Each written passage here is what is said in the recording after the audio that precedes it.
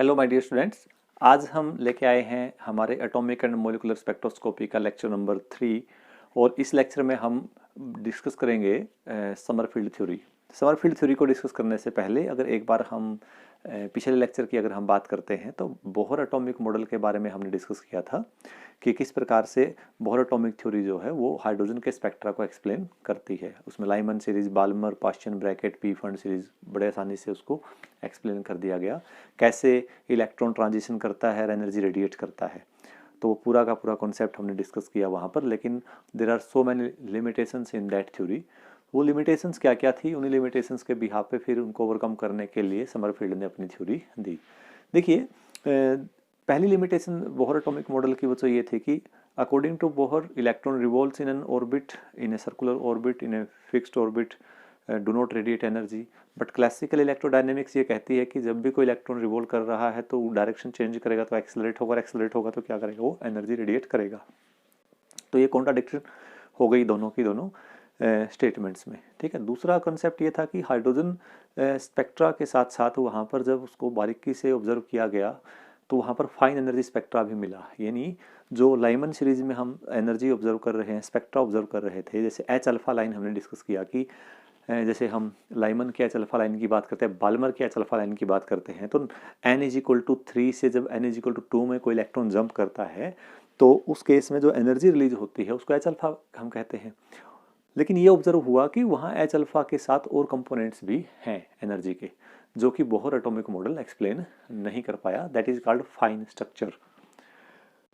ठीक है, next limitation क्या थी कि हाइड्रोजन जो बोहर एटॉमिक मॉडल है वो केवल हाइड्रोजन लाइक एटम के लिए ही एप्लीकेबल है। हाइड्रोजन लाइक एटम के लिए, यानी अगर हाइड्रोजन मॉलिक्यूल पे भी अगर हम बोहर एटॉमिक थ्योरी अप्लाई करते हैं तो भी वो उसको प्रॉपरली एक्सप्लेन नहीं कर पाते हैं जो स्पेक्ट्रा वहाँ से निकलता है। तो किसी पूरे के पूरे एटॉमिक सब्सटेंस की अगर हम बात करें, पूरे सब्सटेंस की बात करते हैं तो बिल्कुल ही मतलब पॉसिबल नहीं है कि हम बोहर एटॉमिक थ्योरी से वो वहाँ से कुछ इन्फॉर्मेशन फाइंड आउट कर लें। तो मतलब क्लियर वहाँ पर एप्लीकेबल नहीं हो रहा है। रिलेटिव इंटेंसिटी जो है, जो स्पेक्ट्रा हमें ऑब्जर्व हो रहा है, डिफरेंट लाइंस हमें ऑब्जर्व हो रही है, उन डिफरेंट लाइंस की इंटेंसिटी डिफरेंट क्यों है वो भी बोहर एटॉमिक मॉडल एक्सप्लेन नहीं कर पाया। नॉर्मल जीमन इफेक्ट, अनोमलस जीमन इफेक्ट, यानी जब भी हम एटॉमिक को सब्सटेंस को किसी को अगर फील्ड में रखते हैं और वहाँ जब एनर्जी रेडिएट होती तो देखा कि वहाँ पर स्प्लिटिंग हो जाती है एनर्जीज की, वो भी एक्सप्लेन नहीं हो पाया on the basis of Bohr atomic model. And there are so other many limitations of Bohr atomic model. जैसे इलेक्ट्रॉन वेव नेचर की अगर हम बात करते हैं तो वेव नेचर का कॉन्सेप्ट वहाँ पर, और पार्टिकल नेचर का ड्यूअलिटी के बारे में भी बोहर का कोई बेसिक आइडिया वहाँ पर नहीं था। और फिक्स पोजीशन की अगर हम बात करें, इलेक्ट्रॉन रिवॉल्व कर रहा है एक फिक्स ऑर्बिट में, अगर इलेक्ट्रॉन एक फिक्स ऑर्बिट में रिवॉल्व कर रहा है इट मीन्स अनसर्टेनिटी प्रिंसिपल भी एक तरीके से हम कहें तो वायलेट हो रहा है। इसके बाद समरफील्ड ने इस मॉडल को, बोहर मॉडल को आगे बढ़ाने की कोशिश की और बढ़ाया। Bohr extension, Sommerfeld Bohr extension model के नाम से इसको हम जानते हैं। लेकिन इससे पहले अगर हम थोड़ा सा बच्चों समरफील्ड के बारे में अगर हम जानकारी लें तो ये एक बड़े ही ग्रेट साइंटिस्ट थे। 3 साइंटिस्ट का जिक्र एक साथ अगर हम करें तो जैसे प्लैंक्स की अगर हम बात करें, प्लैंक्स को द अथॉरिटी के नाम से मतलब नाम दिया गया था उनको, द अथॉरिटी प्लैंक्स को। आइंस्टाइन द जीनियस, उनको द जीनियस की उपाधि मिली। और जहाँ तक बात समरफील्ड की है तो समरफील्ड को एक बहुत ही विशेष उपाधि जो हर पर्सन के लिए अपने आप को मतलब एक प्राउड फील करवाती है, वो उनको मिली, द टीचर की उपाधि उनको मिली। उनकी लाइफ में, समरफील्ड की लाइफ में आप हैरान हो जाएंगे, 84 टाइम्स ऐसा आया कि उनको नोबेल प्राइज़ के लिए नॉमिनेट किया गया। 84 टाइम्स उनको नोबेल प्राइज़ के लिए नॉमिनेट किया गया। इसके अलावा आपको हैरानी होगी और कोई अगर इसी की बात से आपको पता चल जाता है कि उनके लिए कोई बड़ी बात नहीं थी और हमारे लिए कोई बड़ी बात नहीं है कि उनके स्टूडेंट्स कौन कौन होंगे। तो अगर उनके स्टूडेंट्स की हम बात करें, हेजनबर्ग है, पॉली है, डिबाई है, बेथे है, लेंज है, ये आप उनके स्टूडेंट्स से कहते हैं एक टीचर की पहचान उनके स्टूडेंट्स से होती है। तो आप उनके स्टूडेंट्स के भी अगर हम देखें तो उनसे भी आप आइडिया लगा सकते हैं कि कितने फेमस वो साइंटिस्ट या होंगे। लेकिन जो एक विशेष उपाधि उनको मिली वो द टीचर की उपाधि से उनको नवाजा गया था। तो बहुत बड़ा बहुत काम हुआ, बहुत वर्क किया उन्होंने समरफील्ड ने। तो उन्हीं में से एक वर्क जो समरफील्ड बोहर एक्सटेंशन मॉडल के बारे में अगर हम बात करें बच्चों, तो समरफील्ड ने क्या कहा, देखिए बोहर क्या कह रहा था, बोहर ने क्या कहा था, बोहर ने कहा कि इलेक्ट्रॉन जो है न्यूक्लियस के चारों रिवॉल्व कर रहा है और एक सर्कुलर ऑर्बिट में रिवॉल्व कर रहा है। तो जब इलेक्ट्रॉन सर्कुलर ऑर्बिट में रिवॉल्व कर रहा है तो उसका एक ही जो कोऑर्डिनेट है वो क्या कर रहा है बच्चों, चेंज हो रहा है। उसका उसका आर फिक्स है और उसका केवल एंगल हम कह सकते हैं कि वो चेंज हो रहा है। लेकिन समरफील्ड ने कहा केवल और केवल आर जो क्या है, जो एंगल है, जो एंगल का वेरिएशन है, केवल वही चेंज नहीं होगा बल्कि आर भी चेंज होगा।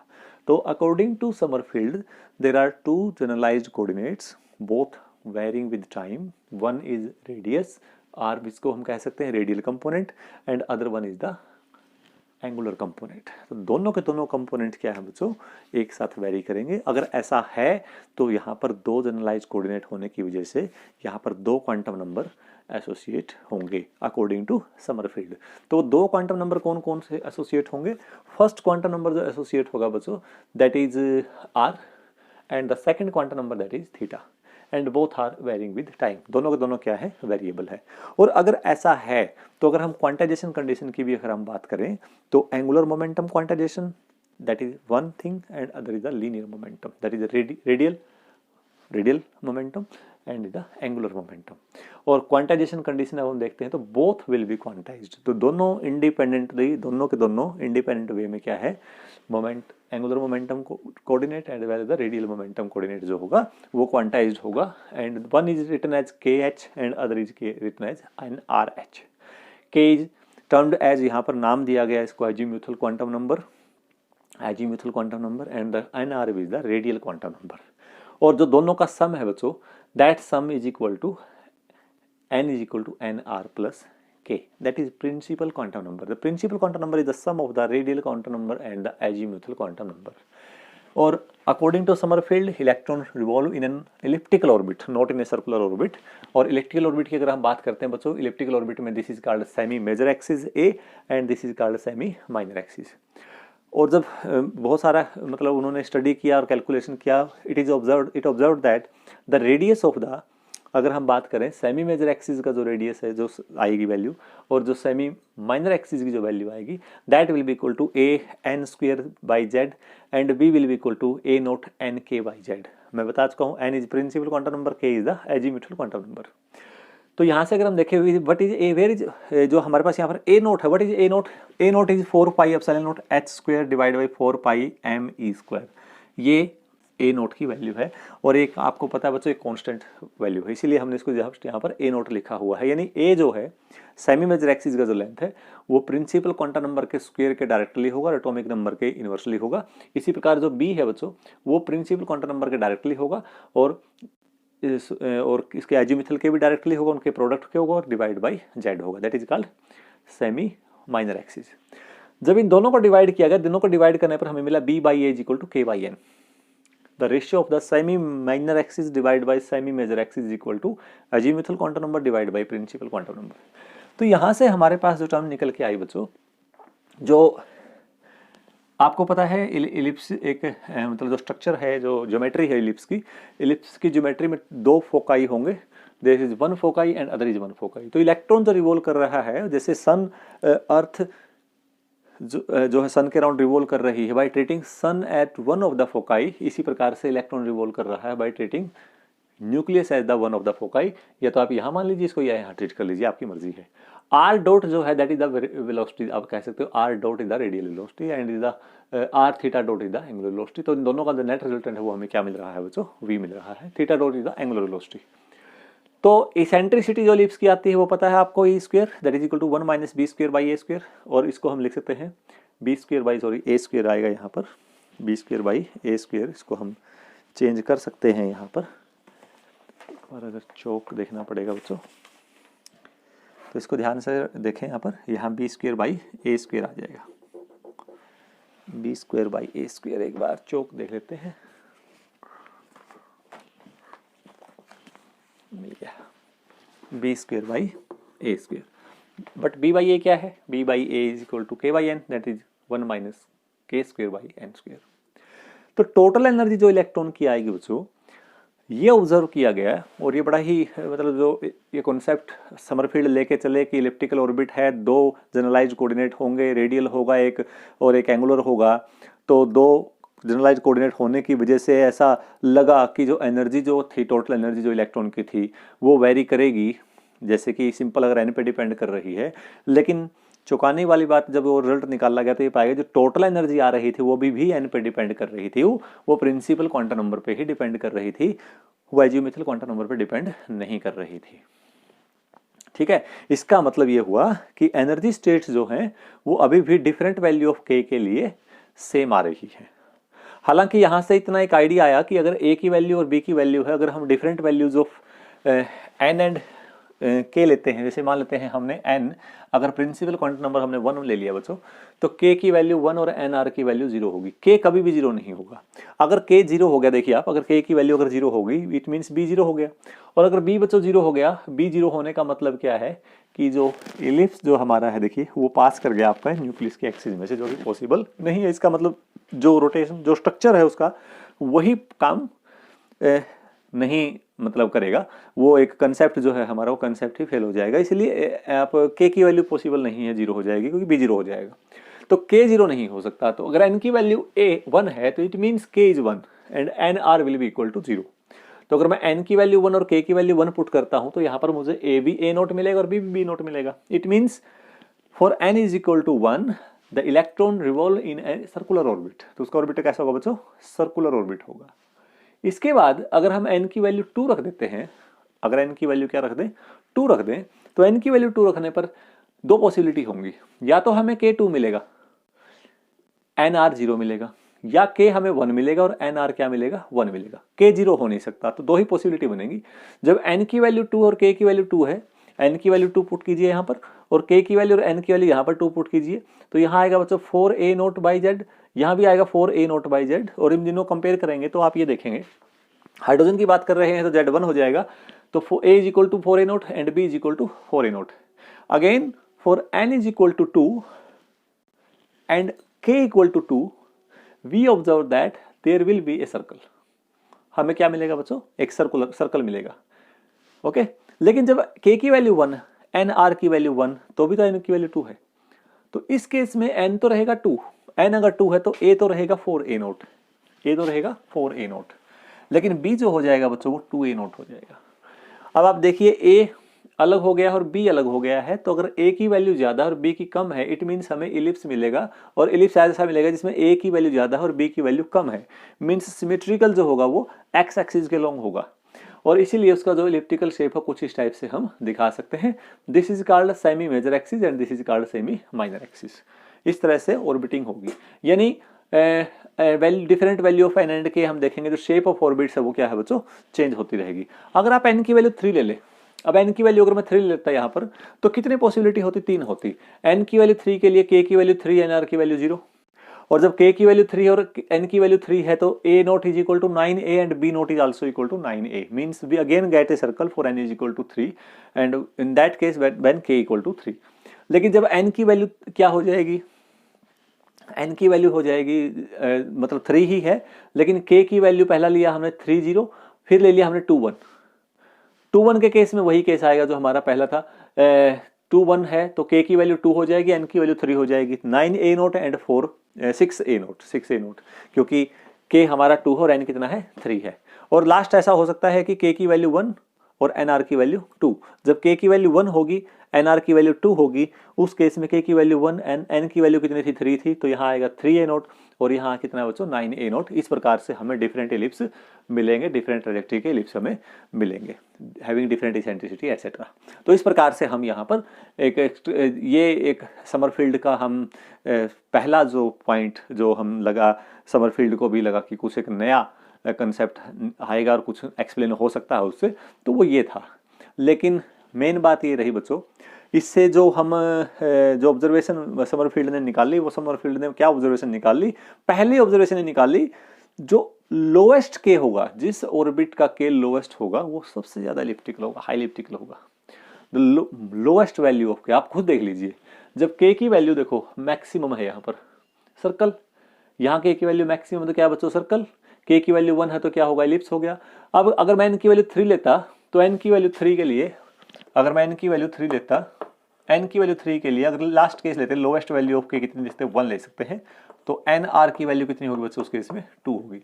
तो लो एन k की वैल्यू 3 पॉसिबल है, 1 2 एंड 3, तो लोएस्ट वैल्यू क्या है, 1 है। तो लोएस्ट वैल्यू 1 के लिए हमें इलिप्सिक जो इलिप्टिकल होगा शेप वो मोस्ट इलिप्टिकल होगा।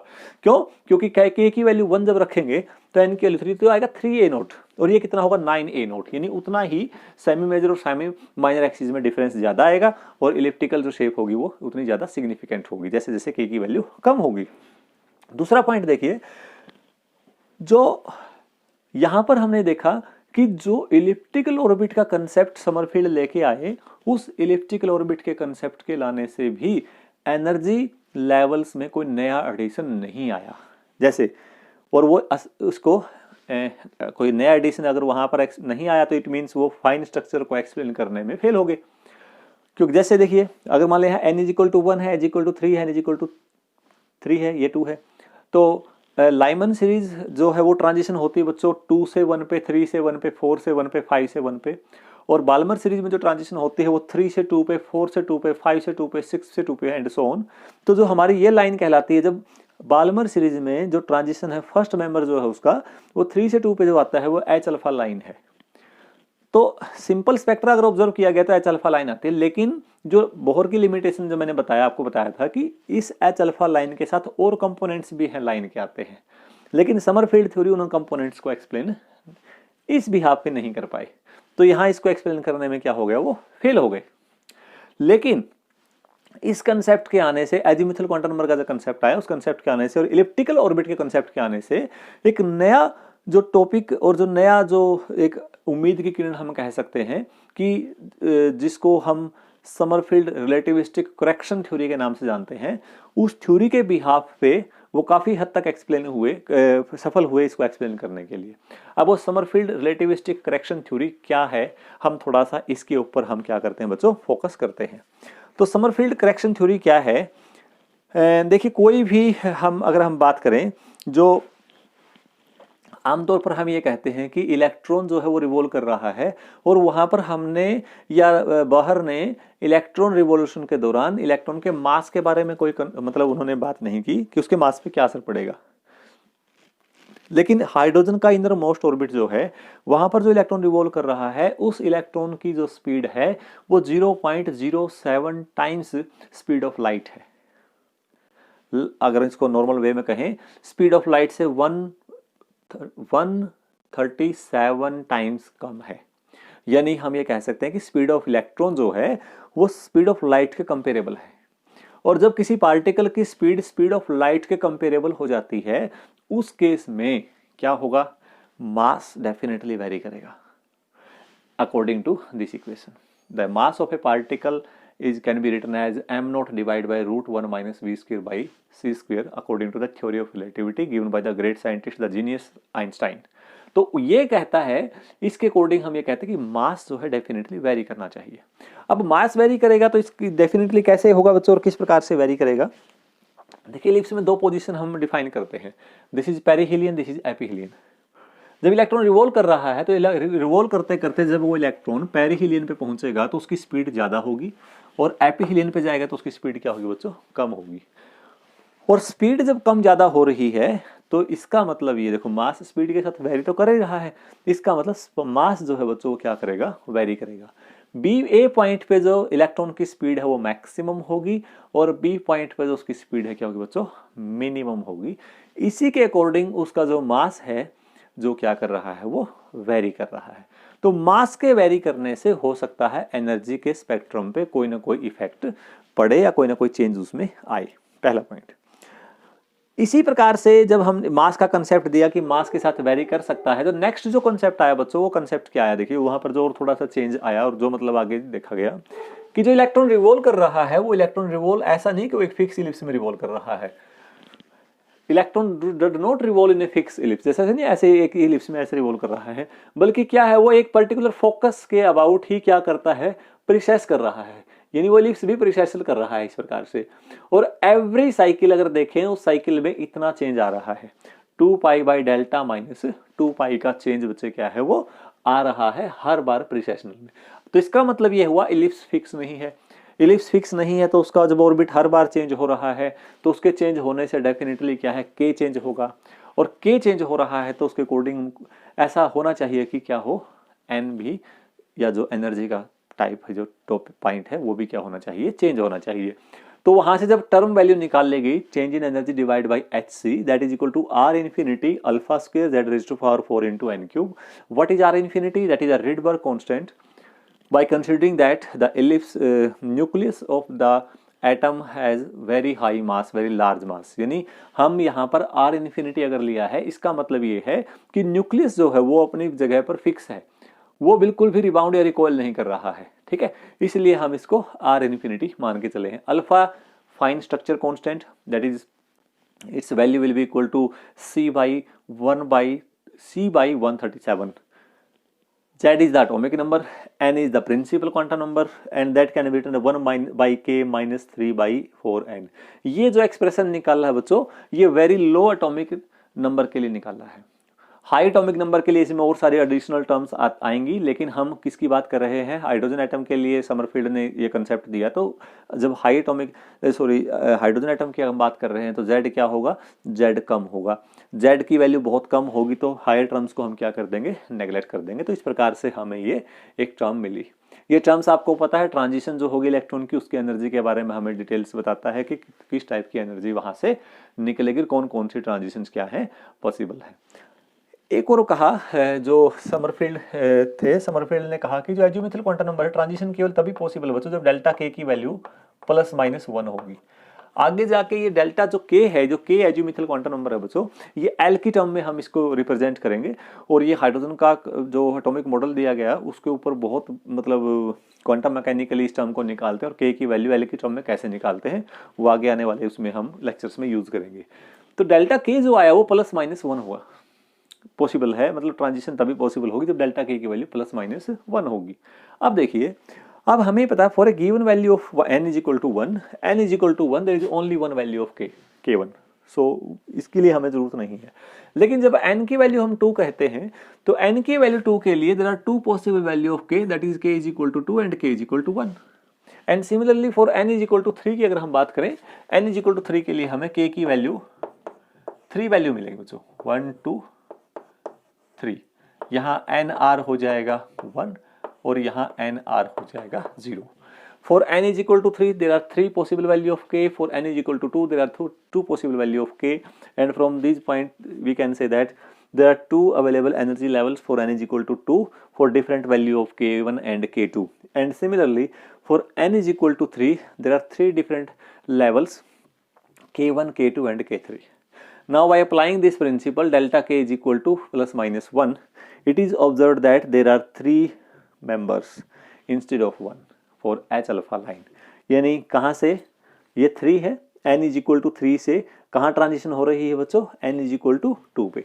ये जो 2 लेवल हैं ये कोरस्पॉन्ड करते हैं n is equal to 2 को, और ये जो 3 लेवल्स हैं ये कोरस्पॉन्ड करते हैं n is equal to 3 को। तो इन 3 से जब 2 पे ट्रांजिशन हो रही है तो there are 3 possible transitions, and these 3 possible transitions will represent the 3 elements, 3 members हम कह सकते हैं H अल्फा के। तो काफ़ी हद तक इसको ये एक्सप्लेन करने में सक्सेसफुल हुए। हालांकि there are so many limitations in Sommerfeld model, क्योंकि ये स्प्लिटिंग ऑफ हाइड्रोजन एटम को जो एनर्जी लेवल्स की जो स्प्लिटिंग थी बाय अनोमलस जीवन इफेक्ट, जिस कॉन्सेप्ट को हम एक्सप्लेन करते हैं वो उनको एक्सप्लेन नहीं कर पाए। रिलेटिव इंटेंसिटीज के बारे में कुछ भी एक्सप्लेन नहीं कर पाए। ठीक है, अब हम आगे नेक्स्ट लेक्चर में एक बहुत खास टॉपिक और इम्पोर्टेंट पार्ट हम डिस्कस करने जा रहे हैं इसमें, और वो पार्ट क्या है बच्चों, वो पार्ट है वेक्टर एटम मॉडल से रिलेटेड। सबसे पहले हम धीरे धीरे क्वांटम नंबर्स के बारे में डिस्कस करेंगे। What are the quantum numbers, कितने टाइप्स के हैं, वो क्या बताते हैं, क्या हमें इन्फॉर्मेशन मिलती है किसी एटम से रिलेटेड उसके बारे में। क्योंकि धीरे धीरे क्वांटम मैकेनिक्स ये कहती है कि इलेक्ट्रॉन की पोजीशन को आप फिक्स कर ही नहीं सकते, इलेक्ट्रॉन की पोजीशन फिक्स नहीं हो सकती, एट ए सेम टाइम उसकी मोमेंटम पोजीशन को एक्यूरेटली मेजर नहीं किया जा सकता। मींस बात आती है प्रोबेबिलिटी की, और जहां प्रोबेबिलिटी आती है मींस इलेक्ट्रॉन के होने की पॉसिबिलिटी कहां पर है, कहां पर ज्यादा है, कहां पर कम है, हम इस वे में बात करेंगे। हम ये नहीं कहेंगे कि इलेक्ट्रॉन यहां है और यहां नहीं है, हम प्रोबेबिलिटी की बात करेंगे। तो पहले क्वांटम नंबर को डिस्कस करेंगे, फिर वेक्टर एटम मॉडल की तरफ हम बढ़ेंगे कि वेक्टर एटम मॉडल क्या है, और उसने काफ़ी हद तक मतलब जो वेक्टर एटम मॉडल आया तो उसने किस प्रकार से जो एटॉमिक स्ट्रक्चर को एक्सप्लेन करने में हेल्प की। तो नेक्स्ट लेक्चर हमारा होगा बच्चों quantum number and vector atom model, space quantization as well as the spin quantization क्या होता है। आज के लिए इतना ही काफ़ी है। Thank you very much. So dear students, here is your assignment. Question number 1 is explain Summerfield extension of Bohr model. Question number 2 is write the various successes of Bohr-Sommerfeld theory. Question number 3 is give a brief account of the Summerfield relativity correction as applied on fine structure of a hydrogen atom. And the last question is draw the shape of the orbit for n is equal to 4 in accordance of Summerfield theory. So dear students, I hope you will complete your assignment in a stimulated time. Thank you. Thanks a lot.